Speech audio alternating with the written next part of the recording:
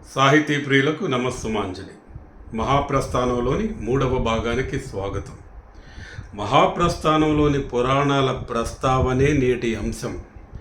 ప్రజాభ్యుదయం కోసం రాసిన ఈ కవితలకు పురాణాలకు ఏ విధమైన సంబంధం లేకపోయినా అప్పటి వరకు జనాలకి ప్రచారంలో ఉన్న పురాణ పాత్రలను, అంశాలను, సంఘటనలను, పదాలను విరివిగా వాడుతూ రచించాడు శ్రీశ్రీ. వాటికి విరుద్ధమైన భావజాలంలో కూడా. సాహిత్యం మొదటి నుంచి పురాణ ఇతిహాసాల చుట్టూ సాగిన ఆధునిక సాహిత్యంలో నవయుగ వైతాళికుడు గురజాడ అప్పారావు గారు సమాజ శ్రేయస్సుకి, సంఘ సంస్కరణ కోసం రచనలు చేస్తూ పురాణాలను పూర్తిగా పక్కన పెట్టాడు. తరువాత వచ్చిన సంప్రదాయ కవులలో అగ్రగణ్యుడిగా చూడబడిన శ్రీ విశ్వనాథ్ సత్యనారాయణ గారు పురాణాలను కొంతవరకు పునర్రచించడానికి ప్రయత్నించారు. శ్రీశ్రీ ఈ రెండు మార్గాలను ఎంచుకోలేదు. గురజాడకు వీరాభిమాని అయిన శ్రీశ్రీ అటు పురాణాలను పూర్తిగా పక్కన పెట్టకుండా, అలాగని విశ్వనాథ్ సత్యనారాయణ గారిలా పురాణాలని రచించకుండా, ఒక పాత వస్తువుని కొత్త పరికరంగా ఉపయోగించుకునేలా అప్పటి వరకు ప్రజలకి బాగా తెలిసిన పురాణ ఇతిహాసాలను, మత సంప్రదాయాలను ప్రజా చైతన్యం కోసం వాడుకున్నాడు. దేవుడిని నమ్మని, స్వతహాగా పరమ నాస్తికుడైన శ్రీశ్రీ తన సామ్యవాద స్థాపన కోసం ఎంతోమంది దేవుళ్లను ప్రస్తావించాడు. మత విశ్వాసాలు అసలు లేని శ్రీశ్రీ చివరకు తను చనిపోయిన తర్వాత తన శరీరానికి ఏ విధమైన మత సంబంధమైన కర్మలు చేయకూడదని చెప్పి, ఇటువంటి భావజాలం లేని, మతాలని, దేవుళ్ళని నమ్మని వారి పర్యవేక్షణలో తన శరీరాన్ని విశాఖపట్నం కింగ్ జార్జ్ హాస్పిటల్కి ఇచ్చివేయాలని కోరిన శ్రీశ్రీ సమాజ స్థాపన కోసం మత సంప్రదాయాల నుంచి వచ్చిన పదాలు ఎన్నిటినో వాడాడు. అందులో మనం కొన్ని ఉదాహరణలు చూద్దాం. అసలు ఈ మహాప్రస్థానం అన్నదే మహాభారతం నుంచి తీసుకున్నది. పాండవులు ద్రౌపదితో కలిసి భూలోకం నుంచి స్వర్గలోకానికి వెళ్ళడమే మహాప్రస్థానం. మహాప్రస్థానం అంటే సుదీర్ఘమైన ప్రయాణం. ఈ ప్రపంచంలో ఉన్న పీడిత ప్రజలు మరో ప్రపంచంలోనికి చేయాల్సిన సుదీర్ఘ ప్రయాణం గురించి ప్రస్తావించే కవితలు కాబట్టి వీటికి మహాప్రస్థానం అన్నాడు శ్రీశ్రీ. ఈ మహాప్రస్థానం సంకలనంలోని 40 కవితలలో మొదటి కవిత పేరు మహాప్రస్థానం. ఆ కవిత ఈ ప్రపంచం నుంచి కార్మిక, కర్షక, శ్రామిక ప్రజలను మరో ప్రపంచంలోనికి వెళ్ళమని చెప్పి ఉత్సాహపరుస్తూ, ఉత్తేజపరుస్తూ, ఉద్రేకపరుస్తూ రాసిన కవిత. కొంచెం మహాప్రస్థానం కవిత చూద్దాం. మరో ప్రపంచం, మరో ప్రపంచం, మరో ప్రపంచం పిలిచింది, పదండి ముందుకు, పదండి తోసుకు, పోదాం పోదాం పై పైకి. కదం తొక్కుతూ, పదం పాడుతూ, హృదంతరాళం గర్జిస్తూ, పదండి పోదాం వినపడలేదా మరో ప్రపంచపు జలపాతం. ఇది ఒక మార్చ్ పాస్ట్ సాంగ్, అంటే ఒక సైనిక కవాతు పాట. కార్మిక, కర్షక, శ్రామిక జీవుల్ని మరో ప్రపంచం వైపు ఒక సైనిక కవాతులా నిర్వహిస్తూ చెప్పిన పాట. పదం తొక్కుతూ, పదం పాడుతూ పదండి అంటున్నాడు. ఏం పదం? హరోం హరోం హర, హర హర హర హర హరోం హర అని కదలండి. మరో ప్రపంచపు కంచు నగారా విరామ మెరుగక మోగింది, త్రాచుల వలెను రేచుల వలెను ధనుంజయునిలా సాగండి. హరోం హర అంటూ మనోవేగంతో శ్రీకృష్ణుడిలా వెళ్ళిపోమని మనం చెప్తున్నాడు మరో ప్రపంచం వైపు శ్రీశ్రీ.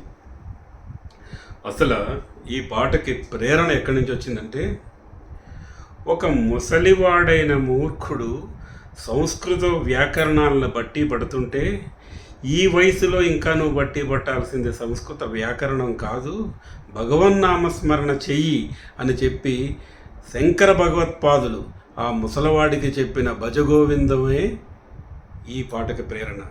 భజగోవిందం భజగోవిందం గోవిందం భజ మూఢమతే, మరో ప్రపంచం, మరో ప్రపంచం, మరో ప్రపంచం పిలిచింది. ఇంకొక కవిత చూద్దాం. దీని పేరు ఐ. తెలుగు అచ్చులలోని ఐ, కానీ ఇంగ్లీషు అర్థంలోని ఐ అనే సందర్భంతో వాడిన కవిత. భూతాన్ని, యజ్ఞోపవేతాన్ని, వైప్లవ్య గీతాన్ని నేను స్మరిస్తే పద్యం, అరిస్తే వాద్యం, అనల వేదిక ముందు అస్త్ర నైవేద్యం. భూతాన్ని అంటున్నాడు. అంటే ప్రపంచ మానవునికి చైతన్యాన్ని కలిగించే పదార్థమే భూతం. వస్తుగత వాస్తవికతే మనిషికి కలుగుతున్న మనోభావాలకు మూలం అన్న భౌతిక వాదంలోంచి వచ్చింది ఈ భూతం. చైతన్య కారణమైన ఈ భూతం నుంచి విప్లవ గీతంగా మారుతున్నానని చెప్తున్నాడు. ఒక వైప్లవ్య గీతాన్ని, ఒక చైతన్యభరితమైన భూతం నుంచి వైప్లవ్య గీతంగా మారడానికి కావలసిన జ్ఞాన సముపార్జనను సూచించేదే యజ్ఞోపవేతం. కర్మకారణ యోగ్యతకు, అధ్యయనార్హతకు, ఆలోచన వికాసానికి చిహ్నమైన యజ్ఞోపవేతం పవిత్రతకే కాదు జ్ఞానానికి చిహ్నమే. అందుకే చెప్తున్నాడు భూతాన్ని, యజ్ఞోపవేతాన్ని, వైప్లవ్య గీతాన్ని నేను అని. లోకాలు భవభూతి శ్లోకాలు, పరమేష్టి జోకాలు నా మహోద్రేకాలు. లోకాలు అంటే ఇది ఒక వర్గానికో ఒక దేశానికో సంబంధించిన కవితలు కాదు, మొత్తం లోకమంతటికి, పండిత పామరులు అందరికీ సరిపడేలాంటి కవితలు తను రాస్తున్నానని చెప్తున్నాడు శ్రీశ్రీ. భవభూతి శ్లోకాలు అన్నాడు. కవిత్వం అంతా కూడా శృంగారం చుట్టూ తిరుగుతున్న రోజులలో శృంగారాన్ని పక్కన పెట్టి కరుణరసానికి పట్టం కట్టినవాడు భవభూతి. శృంగారం ఇచ్చే భోగ లాలస మనస్తత్వం మీద తిరుగుబాటు చేస్తూ హృదయవాది అయి కరుణరసమే అసలైన రసమని శోకతప్త భావనని మనుషులలో కలగజేయడానికి ప్రయత్నించిన భవభూతిని ఆదర్శంగా తీసుకున్న శ్రీశ్రీ తాను చెప్పుతున్న అణగారిన ప్రజలు, బాధాసర్పదష్టుల యొక్క కథలు ఈ కరుణరస ప్రధానమే కాబట్టి తన కవితలు భవభూతి శ్లోకాలు అన్నాడు. అవి పరమేష్టి జోకాలట. పరమేష్టి అంటే బ్రహ్మ, బ్రహ్మకి అలంకారమైన చెవి కుండలాలు ఈ జోకాలు. అంటే సాక్షాత్తు సరస్వతీదేవినే అర్ధాంగిగా పొందిన బ్రహ్మకే అలంకారప్రాయమైన కవిత్వాన్ని నేను రాస్తున్నానని చెప్పి శ్రీశ్రీ చెప్తున్నాడు. ఎందుకు రాస్తున్నాడు ఈ కవిత్వం? అది కూడా చెప్తాడు ఇంకో కవితలో, జగన్నాథ రథచక్రాలు అనే కవితలో. ఆ కవితకి పేరే జగన్నాథ రథచక్రాలు అనే పురాణ పదం నుంచి పెట్టాడు. అందులో చెప్తాడు, మీకోసం కలం పట్టి ఆకాశపు దారులలో అడావడిగా వెళ్ళిపోయే, అరుచుకుంటూ వెళ్ళిపోయే జగన్నాథ జగన్నాథ జగన్నాథ రథచక్రాలు, జగన్నాథుని రథచక్రాలు రథచక్రాలు రథచక్రాలు రథచక్రాలు, జగన్నాథ రథచక్రాలు రథచక్రిత ప్రళయ ఘోష, భూమార్గం పఠిస్తాను భూకంపం పుట్టిస్తాను. వస్తున్నాయి వస్తున్నాయి వస్తున్నాయి వస్తున్నాయి, మొయిల్దారిన బయలుదేరిన రథచక్రాలు వస్తున్నాయి వస్తున్నాయి. సింహాచలం కదిలింది, హిమాచలం కరిగింది, వింధ్యాచలం పగిలింది. సింహాచలం హిమాచలం వింధ్యాచలం సంధ్యాచలం, మహానగాలు ఎగురుతున్నాయి, మహారథం కదులుతోంది. చూర్ణమాన దీర్ణమాన గీర్ణమాన గిరిశిఖరాలు గిర్ర గిర్ర గిర్ర తిరుగుతున్నాయి. భూకంపం వచ్చేస్తుందని చెప్తున్నాడు. దీని కలం బట్టి జగన్నాథ రథచక్రాలను తీసుకొస్తే నగరాలు కదులుతాయి, శిఖరాలు పర్వతాలు గిరగిరగిరమని తిరుగుతాయి, ఒక ప్రళయం వస్తుంది అని చెప్తున్నాడు. పురాణాలలో పరమశివుడు మూడవ కన్ను తెరిస్తే ప్రళయం వస్తుంది. ఇక్కడ సామ్యవాదం కోసం శ్రీశ్రీ సృష్టిస్తున్న ప్రళయం కోసం పరమశివుడు మూడవ కన్ను కూడా తెరిపించాడు. నటదోర్జటి నిటాలాక్షి పగిలిందట, నిటాలాగ్ని రగిలిందట, నిటాలాక్షి పఠేలుమని ప్రపంచాన్ని భయపెట్టింది. అరే జూ ఝాం చటక్ ఫటక్, హింస నణచ ధ్వంస రచన, ధ్వంస నణచ హింస రచన. ఇది శ్రీశ్రీ వాడిన పురాణ భావాలని తన సామ్యవాద భావాలకు ఎలా అన్వయించుకున్నాడో చూపించేది. పురాణాలలో మనం పురాణ కథలన్నిటిలోనూ చూస్తాం, దుష్ట శిక్షణకు శిష్ట రక్షణకు భగవంతుడు అవతారం ఎత్తుతాడు. ఇక్కడ దోపిడీ నశించేలాగా, సామ్రాజ్యవాదం నశించి సామ్యవాదం స్థాపించడానికి కూడా మళ్ళీ భగవంతుడు అవతారం ఎత్తడాన్ని శ్రీశ్రీ అవతారం అనే కవితలో చూపిస్తాడు. ఈ అవతారంలో గతంలో హిరణ్యాక్షుణ్ణి వధించడానికి వరాహావతారంగా శ్రీమన్నారాయణుడు వచ్చినప్పుడు భూదేవతతో కలిసి కలవడం వల్ల నరకాసురుడు జన్మించాడు.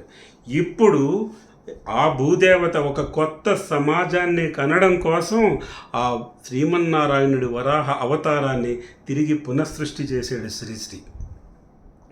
ఎప్పుడైతే సామ్యవాదం కోసం ఒక కొత్త సమాజం కనబడుతుందో దానికి ప్రతీకగా బానిసలు యజమానుల మీద తిరగబడడాన్ని చూపిస్తాడు. ఆ తిరగబడడం కూడా దేవతల మీద, దేవతల బానిసలైన దేవతల వాహనాలు ఎలా తిరగబడుతున్నాయో చెప్తూ కొత్త సృష్టి ఎలా వస్తుందో చెప్తాడు ఈ అవతారంలో.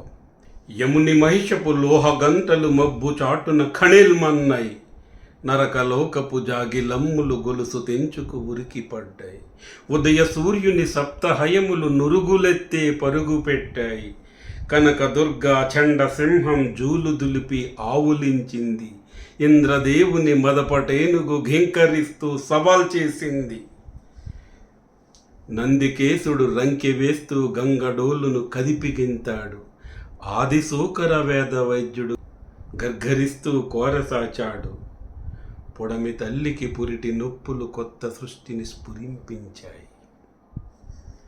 హిరణ్యాక్షుణ్ణి చంపడానికి ఎత్తిన వరాహావతారాన్ని, సామ్రాజ్యవాదాన్ని అంతమొందించడానికి శ్రీశ్రీ పునఃసృష్టి చేశాడు. పాత సంప్రదాయాలను కొత్త అవసరాలకి వాడుకోవడమే శ్రీశ్రీ చెప్పిన పురాణ వాస్తవికత. మనిషి ఏ భావనాశక్తి వలన పురాణాలను కల్పించాడో శ్రీశ్రీ అదే భావనాశక్తితో పురాణాలను పునఃకల్పించాడు. ఇటువంటి పురాణ ప్రస్తావనలు మహాప్రస్థానం నిండా ఎన్నో ఉంటాయి. మహాప్రస్థానంలో పురాణ ప్రస్తావనలు లేని కవితలు కంటే పురాణ ప్రస్తావనలో ఉన్న కవితలే ఎక్కువ.